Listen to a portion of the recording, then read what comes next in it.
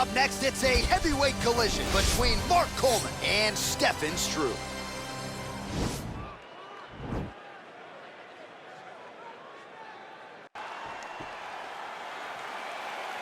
You ready?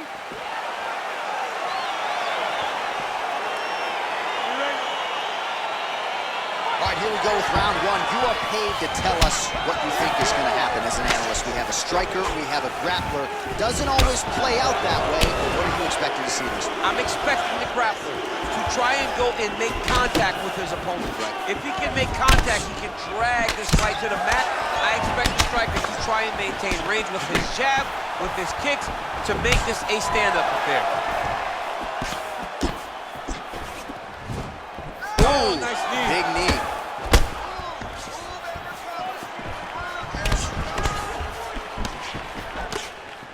Well, really using his reach advantage there with that punch, DC. Good punch lands. He's throwing every part of himself into these big leg kicks. Continues to mix it up, going to the head, mixing in some body shots. Punch coming, it's blocked. Oh, that's a good right hand. Coleman gets hit with a kick here. That one landed flush. Let's see if he can make some adjustments. All right, so he lands another hook there. He's already landed several in the round, really starting to find some consistency with that weapon. He's finding a home for that hook. He doesn't. Right to the target. Let's see if his opponent can survive. I cannot believe he is still standing after taking that one.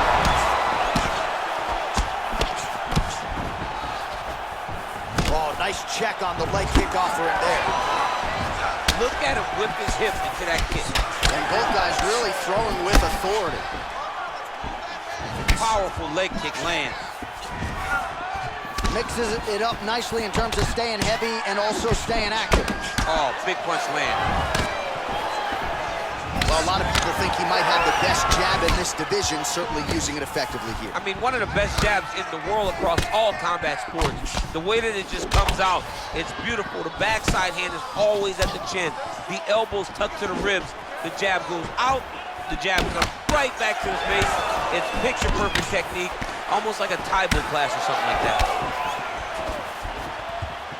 Coleman gets hit by that leg kick. Struve's lower jaw does not look good. I don't think it's broken, but starting to show some obvious signs of swelling. Nice punch land over the top. Oh, and he is getting tagged repeatedly. Nice combination of strikes up. Right there. I'm not sure his opponent knows where he is. No, he is on Beach Street right now. He's seeing Tweety Bird over the top of his head. If you take a hook like that, you are on wobbly legs. Look at how fast. The only person I can do this to is Baby John. John, there's a weight difference. I don't know if you know jiu-jitsu much. You miss a lot of your classes. If I'm going to do this to anybody, it's Eddie. Now look at him jumping in to try to get the finish. 5 minutes in the books. All right, there's the horn indicating the end of the round. You see the cut just above the eye from that round. So the cut man's got to get in here, close that thing up. You don't want it becoming an issue here into this next round. All right, so there's the end of the round. He stayed committed to doing damage upstairs and landed a seminal blow in that round. It was a Cuban. That was awesome. Everything you're doing. You ready? You ready? All right, round two. All right, same bat time, same bat channel. You think he's going to look to set up that hook again here? I mean, you can see it, John. You can see him doing it. You can see him sneaking looks to see where that hand is going to be. He's sneaking looks because he's... Oh, he's hurt. He's hurt already. Bad. Well, he's up, but oh, is he hurt. Whoa! Dude's hurt. Serve him up. Go get him. Oh, really? Oh!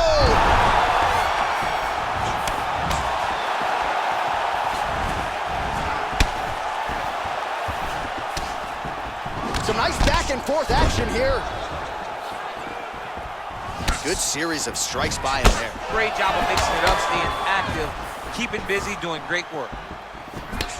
Big punch lands over the top. How's he going to follow this one? Nice 1-2 there. Visibly limping here. right, so there it is again, much like he did in the previous round, able to land that hook really at will. Over and over and over and over, he is landing that very same punch, whether it's to the body or to the head. He just does a fantastic job of finding the hook. Left hook to the head. And he lands yet another hook there, flush. Nice job by Coleman. Good punch. Really timing his shots nicely, good tempo, very accurate, finding the range with relative ease. Yeah, he's doing a great job of really overwhelming his opponent with activity. That knee might have landed there. All right, so the taller fighter lands a knee, and Daniel Cormier to my right, I can hear him saying, I wish I... All right, so now we're on the ground. Now he is in his wheelhouse. We'll see if he can get one of his submissions to pop here tonight. A lot of top pressure being applied here. Oh, and now he lands the knee. I'm not sure his opponent saw that coming. He didn't see it coming because he does such a great job of just throwing. He doesn't have any tell when he's going to throw a knee.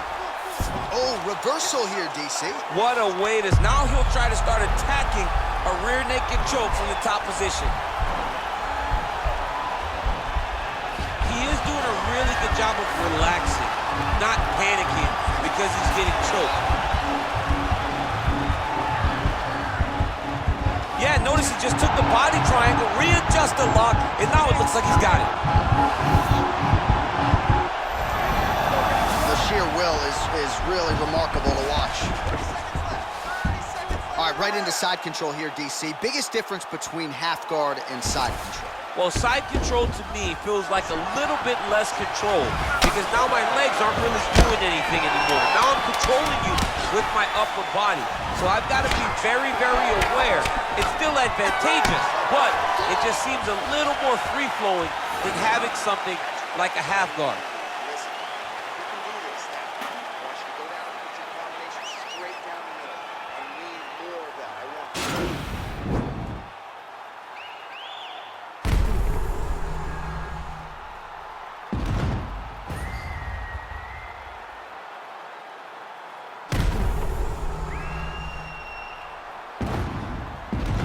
All right, there's the end of the round, so it was a huge strike to the head that stunned his opponent and nearly got him out of there. Yeah, that was a big moment. A big strike lands, his opponent's on wobbly legs. That is exactly what you want to see as you're walking back to your stool. Your opponent staggering back to his corner and being hopeful that he can get it back together before the start of the next round. And now he's got the tie clinch. Oh, he lands another strike to the body here, really starting to connect on a lot of strikes to the midsection here in the latter stages of this fight. Left hand punch to the clinch. Changes the angle. He's gonna try to take him down. There you go. Oh my goodness. All right, so you gotta be careful playing on the ground with this guy. You don't want to mess around for too long. Knee to the body here in side control. All right, so another good series of knees by him there, DC. That has been his weapon of choice tonight. Weapon of choice because his opponent has not figured out where the knees are coming. High or low, every time he throws them, they're landing. Posturing up now. And now the damage is about to start.